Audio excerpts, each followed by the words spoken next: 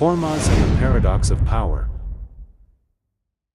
Why the world's most powerful navy fears the narrowest stretch of water, a narrow passage with wide consequences. On a map of the Middle East, the Strait of Hormuz does not look especially dramatic. It is merely a thin blue line between Iran and the Arabian Peninsula, a maritime corridor connecting the Persian Gulf to the open waters of the Indian Ocean. Yet this unremarkable channel is one of the most consequential pieces of geography in the modern global economy. 1/5 of the world's traded oil passes through it each day.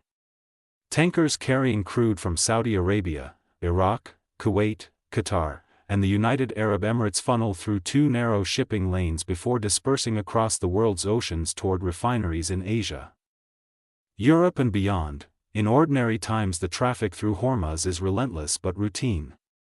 Giant tankers glide slowly past fishing boats and patrol craft. Satellite trackers show the movement of vessels as an orderly procession. The entire system appears mechanically predictable, stable, and efficient, but the illusion of stability depends on one assumption, that the strait remains open. When that assumption begins to wobble, the consequences ripple far beyond the Gulf. Insurance premiums spike. Shipping companies reconsider routes. Oil prices lurch upward within hours. Governments begin issuing cautious statements about freedom of navigation and regional stability. In such moments, the Strait of Hormuz becomes something more than a geographic feature.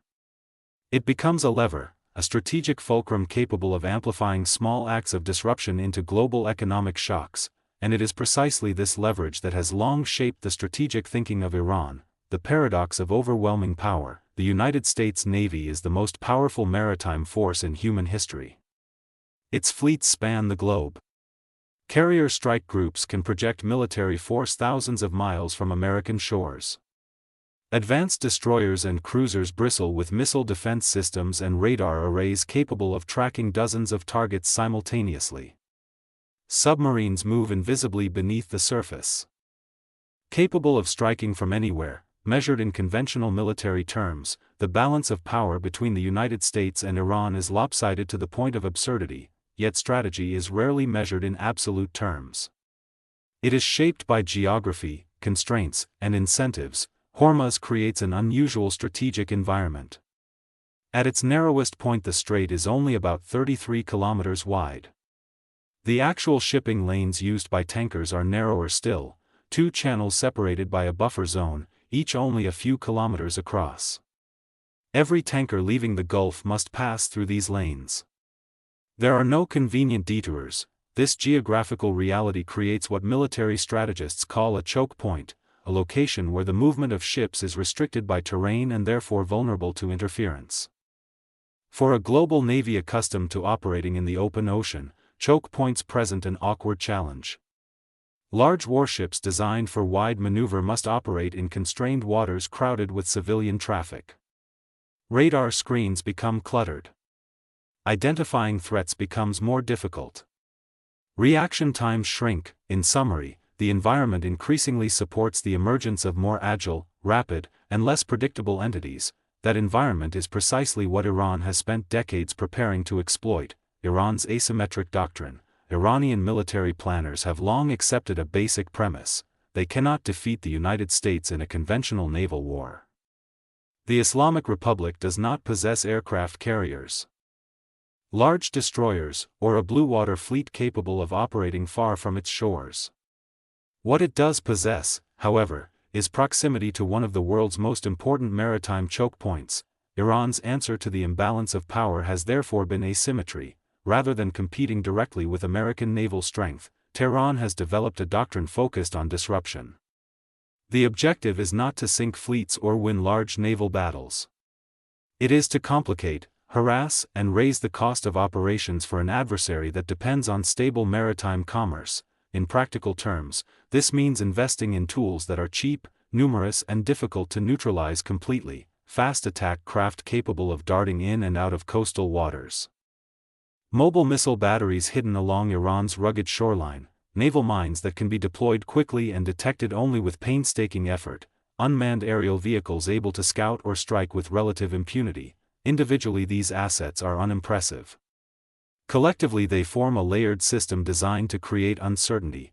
The Iranian concept is simple: do not defeat the stronger navy, overwhelm its attention. Swarm tactics at sea. One of the most discussed aspects of Iran's naval doctrine is the use of what analysts call swarm tactics. Rather than relying on large warships, Iran's Revolutionary Guard Navy maintains fleets of small, high-speed boats.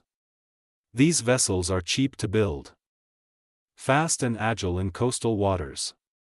Many carry machine guns, rockets, or anti-ship missiles. In a confrontation scenario, dozens of these boats could converge on a target simultaneously from multiple directions.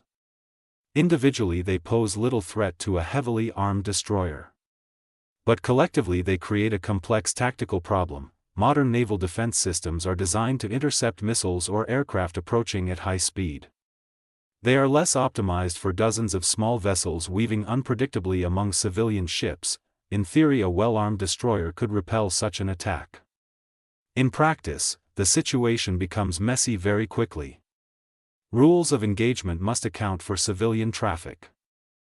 Radar systems must distinguish between fishing boats and hostile craft. Reaction time shrinks. Even if the attacking boats are destroyed, the mere attempt could disrupt shipping traffic and trigger alarm among commercial operators. For Iran, this may be enough. The goal is not necessarily to sink a warship. It is to create the perception that the waters are no longer safe. The enduring menace of naval mines. If swarm tactics represent the flashy side of Iran's asymmetric strategy, naval mines represent the quiet, stubborn backbone. Naval mines are among the oldest weapons in maritime warfare. They are also among the most effective when deployed in narrow waters. A single mine can cripple or sink a tanker worth hundreds of millions of dollars. More importantly, the suspicion that mines might be present can halt shipping entirely. Detecting and clearing mines is painstaking work. Specialized vessels must sweep the seabed with sonar and remotely operated vehicles. Helicopters may assist in identifying suspicious objects. The process can take days or weeks. Meanwhile, insurance companies and shipping firms react instantly. Tankers divert routes or wait offshore until the danger is cleared. The economic effects arrive far sooner than the military solution. This dynamic gives unsophisticated weapons disproportionate strategic value. Protecting commerce, a harder mission than war. For the United States Navy, the primary challenge in Hormuz is not destroying Iranian forces. It is protecting the constant flow of commercial traffic. Each day dozens of large tankers pass through the strait, accompanied by container ships, bulk carriers and smaller vessels. Monitoring and safeguarding this traffic requires enormous coordination. Warships cannot escort every tanker individually. Nor can they patrol every kilometer of water simultaneously. The geography of the strait compresses traffic into predictable corridors, making those routes both essential and vulnerable. A single successful attack, or even a credible threat, can force shipping companies to reconsider their plans. These dynamic places are naval commanders in an uncomfortable position. They must prevent disruption across a complex maritime environment while avoiding escalation that could ignite a wider regional war. Military strength alone cannot solve that equation. The gray zone of maritime conflict. Iran has demonstrated a willingness to operate in what strategists call the gray zone, actions that fall somewhere between peace and open warfare. These actions can include temporarily seizing foreign vessels, harassing tankers with patrol boats, firing warning shots, deploying drones near commercial ships. Each incident, taken in isolation, may not justify a major military response.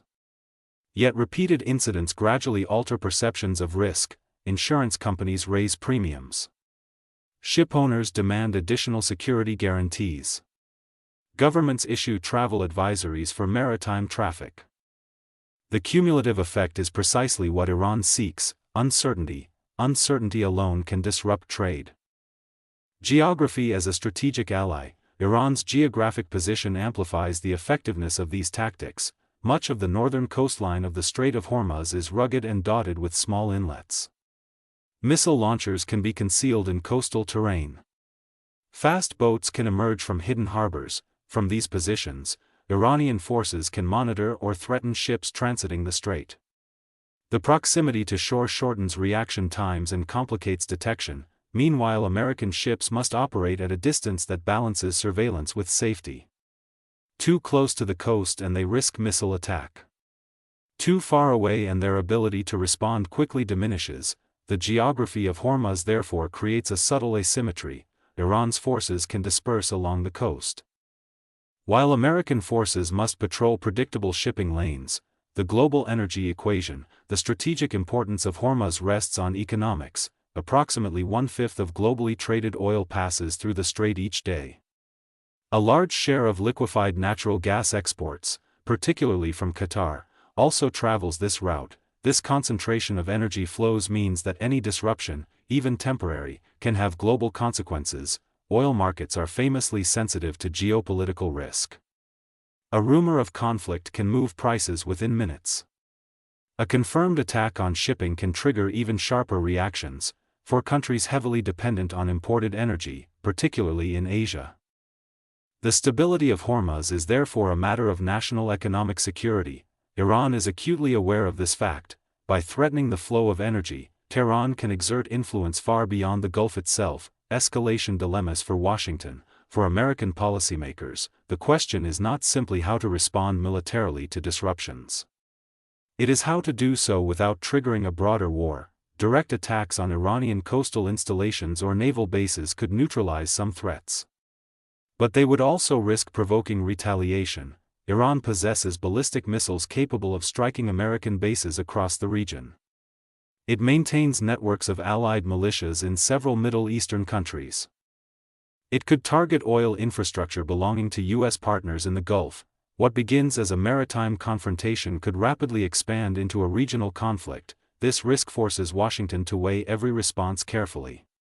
A decisive military strike might restore deterrence, or it might escalate the crisis. The uncertainty itself is part of Iran's strategic calculation. The economics of asymmetry. One of the most striking features of the Hormuz equation is the disparity in costs. A modern American destroyer costs billions of dollars to build and maintain. Its missile systems, sensors, and crew represent decades of technological investment. By contrast, many of the tools Iran uses are inexpensive. Fast boats cost a fraction of a warship. Mines are cheap to manufacture. Drones can be produced in large numbers at low cost. From a purely economic perspective, Iran does not need to inflict major damage to achieve strategic success.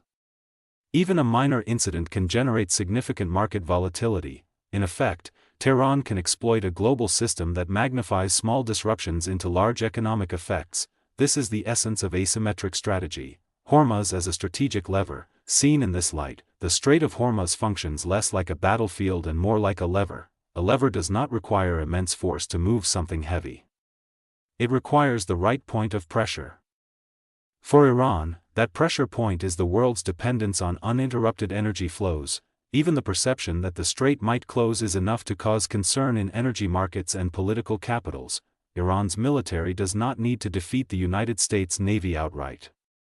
It only needs to convince the world that stability in Hormuz cannot be taken for granted. Lessons for global strategy. The strategic dynamics of Hormuz illustrate broader trends in modern geopolitics. First, economic infrastructure has become as important as military targets. Pipelines, ports, and shipping routes are increasingly central to strategic calculations. Second, smaller powers can exploit vulnerabilities in global systems through modest means. Third, geography continues to shape the possibilities of conflict, even in an era of advanced technology. For policymakers and strategists, these lessons are increasingly relevant as global trade routes become more contested. The narrow waters of the future, the Strait of Hormuz may remain open. In fact, it will. Neither Iran nor the United States has a clear incentive to provoke a catastrophic closure that would damage the global economy, but stability does not require closure to disappear. Even intermittent tension can produce economic consequences. Markets react not only to events but to the possibility of events. In this sense, the strategic value of Hormuz lies not only in its physical control but in its psychological impact. Conclusion: the paradox of the choke point. The Strait of Hormuz embodies a paradox of modern power. The United States commands the world's most capable navy. Yet in this narrow corridor of water, its strength does not translate automatically into control. Iran, a far weaker naval power, cannot hope to dominate the seas. But it does not need to. Geography has given it a strategic opportunity to threaten a choke point upon which much of the world's energy supply depends. In the calculus of global strategy, that opportunity is a form of power, and so, the narrowest stretch of water in the Gulf continues to command the attention of admirals, traders, and diplomats alike, for in a world of vast oceans and immense fleets, it turns out that the most consequential battles may occur in the tightest spaces.